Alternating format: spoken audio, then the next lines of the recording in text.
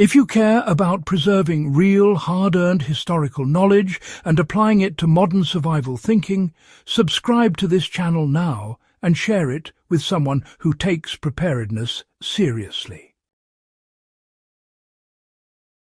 This guide isn't entertainment. It's about methods refined under pressure, tested in war, and proven when failure meant capture or death. Today, we're talking about covert communication, not as a spy fantasy, but as a practical skill set for anyone who understands that emergencies disrupt normal channels first. Why covert communication mattered long before modern technology failed.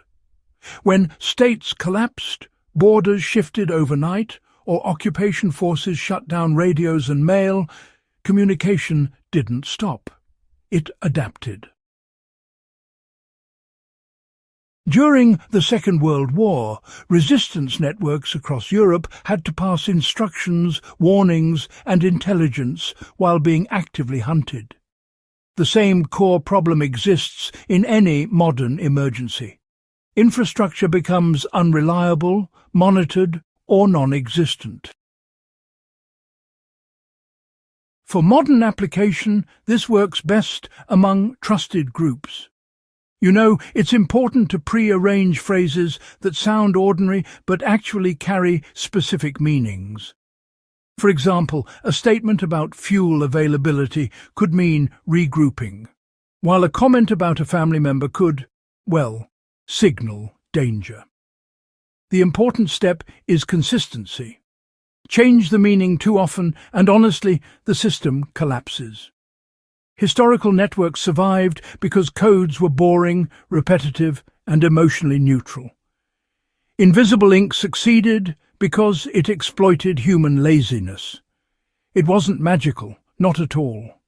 It worked because inspectors didn't have time to test every letter thoroughly. Lemon juice, milk, and vinegar were all crude, but, under the right conditions, effective. During World War II, both Allied and Axis agents relied on this because it passed through normal mail channels without triggering suspicion.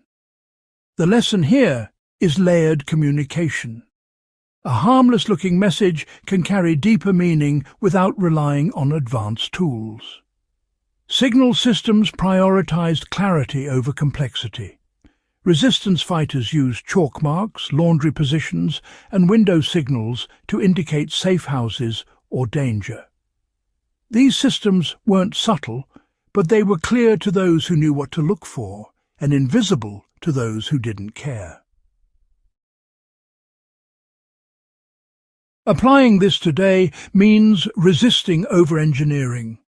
A specific object placed in a window or a changed routine can, communicate status without electronics. The critical step is agreement beforehand. Historical failures often came from mismatched expectations, not enemy brilliance. Simplicity preserved lives. Operational security was about habits, not heroics. Every intelligence service learned the same lesson repeatedly. People weren't caught because their codes failed. They were caught because they talked too much, changed routines, or tried to be clever under pressure. For preparedness, this means practicing silence, restraint, and predictability. Share only what is necessary and honestly assume any channel can be compromised. History shows that survival favors those who communicate less but better. Emergency preparedness isn't about gadgets. It's about systems that work when everything else fails. Historical spy tradecraft endured because it was designed for hostile environments, limited resources, and constant pressure. Those conditions are not unique to the past. If this guide added value to your understanding and sharpened how you think about communication under stress, subscribe to this channel and share it with someone who respects history as a practical teacher. This channel exists to preserve knowledge that still works, and the more people who understand it, the stronger our collective preparedness becomes.